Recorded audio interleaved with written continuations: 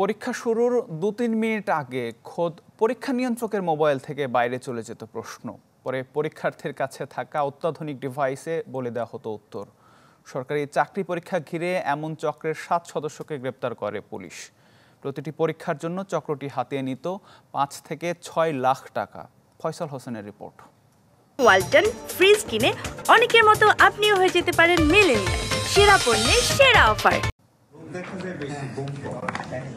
ছোট এই ডিভাইস ঢুকিয়ে দেওয়া হতো চাকরি প্রত্যাশীদের কানে, যা বাইরে থেকে বোঝার উপায় নেই। বিশেষ পদ্ধতিতে শরীরের অন্তবাস কিংবা গেঞ্জির মধ্যে থাকতো মোবাইল সিম। সরকারি চাকরি পরীক্ষার প্রশ্ন জালিয়াতির সঙ্গে যুক্ত এমন এক চক্রের ৭ জনকে গ্রেপ্তার করা হয়েছে। পুলিশ জানায়, পরীক্ষা শুরুর ২ থেকে ৩ মিনিট আগে পরীক্ষা নিয়ন্ত্রক বা পরীক্ষার্থীর কাছ থেকে প্রশ্নের ছবি পেয়ে যেত চক্রটি। পরে বাইরে থেকে বলে দিত প্রশ্নের উত্তর।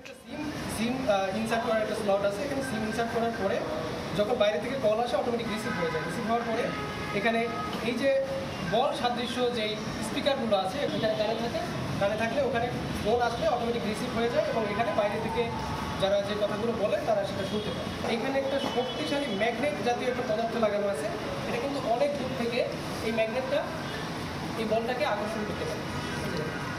প্রতিটি পরীক্ষার প্রাথমিক ধাপ পার করে দিতে চাকরি প্রত্যাশীদের কাছ থেকে নেওয়া হতো ৫ থেকে ৬ লাখ টাকা। এই পদ্ধতিতে চাকরি পেয়েছেন এমন কর্মকর্তা কর্মচারীদের বিষয়েও তদন্ত চলছে। ক্রাইমের যে প্যাটার্নটা এটা দিন দিন চেঞ্জ হয়ে যাচ্ছে। টাকা দিয়ে কলেজ বিশ্ববিদ্যালয়ে ভর্তির চেষ্টা অথবা টাকা দিয়ে চাকরি পাওয়ার চেষ্টা করে যদি আমরা এ ধরনের তথ্য প্রমাণ পাই, আমরা মনে করি যে টাকা দিয়েছেন তাকেও আমরা ধরবো, আর যাকে টাকা নেই তাকে তো আমরা ধরবোই, দুই পক্ষকে আমরা ধরবো। অসাধু উপায়ে চাকরি না খুঁজতে অভিভাবক সহ চাকরি প্রত্যাশীদের সতর্ক করেন গোয়েন্দা পুলিশের প্রধান। আর আমাদের প্রত্যেকের পিতামাতার উচিত হবে এই অবৈধ পন্থায় কেউ যেন না যায়। ফয়সাল হোসেন, চ্যানেল 24, ঢাকা।